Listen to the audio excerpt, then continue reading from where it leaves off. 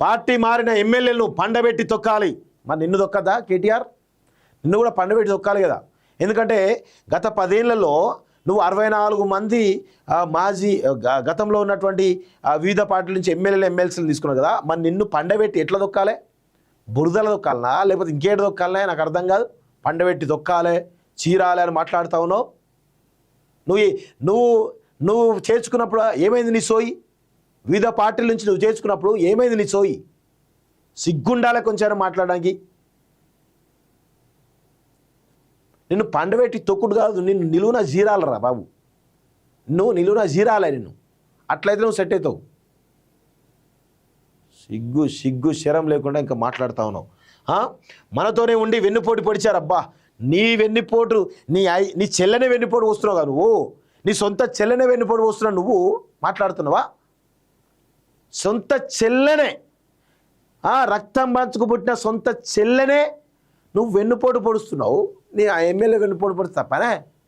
నీకు దమ్ము ఉంటే నువ్వు అన్నావు కదా గతంలో ఒకసారి ఎవరు ఏబిఎన్ రాధాకృష్ణ ఒక ఇంటర్వ్యూ చెప్తే చెల్లిని ఇబ్బందులు పెడుతున్నారంటే, చెల్లిని మాకు ప్రియారిటీ, అవసరమైతే సిరిసిల్ల సీట్ ఇస్తా నాకోసం ఆమె అడిగితే అని అన్నావు కదా.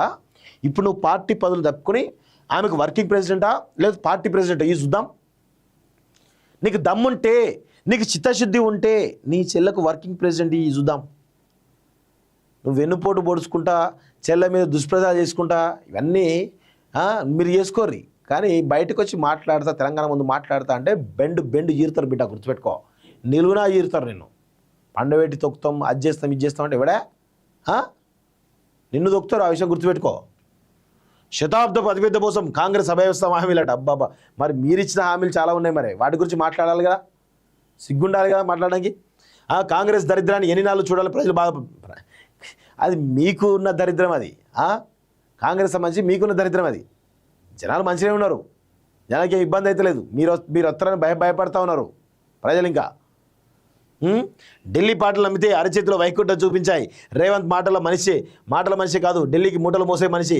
తెలంగాణకి ఇప్పటికీ గులాబీ జెండా అనేది ధైర్యమని కాబట్టి తెలంగాణకి ఇప్పటికి కూడా గులాబీ జెండా దరిద్రం, దరిద్రాతి దరిద్రం అంటే గులాబీ జెండా తెలంగాణకు.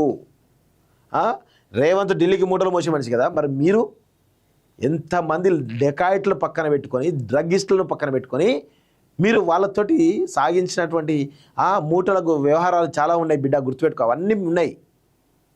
సిగ్గు శరం లేకుండా ఇంకా మాట్లాడుతూ ఉన్నాడు. ఎంత దరిద్రం అంటే అసలు ఆ విలువలు లేకుండా బతుకుతూ ఉన్నాడు వాడైతే. విలువలు లేకుండా, కొంచెం మనిషికి కొన్నన్న విలువలు ఉంటాయి కానీ ఏ విలువలు లేకుండా, సిగ్గు శరం లేకుండా బతుకుతూ ఉన్నారు వీళ్ళైతే. ఇంకా రాజకీయం చేస్తూ ఉన్నారు వీళ్ళు. కేటీఆర్కు ఏసీబీ నోటీసులు. ఫార్ములా ఈ కార్ రేస్ కేసులో ఈ నెల 28న మరోసారి విచారణకు హాజరు కావాలని పిలుపు. ఇప్పటికే ఈ ఏడాది జనవరి 9న ప్రశ్నించిన ఏసీబీ అంటూ చూస్తూ ఉన్నాం.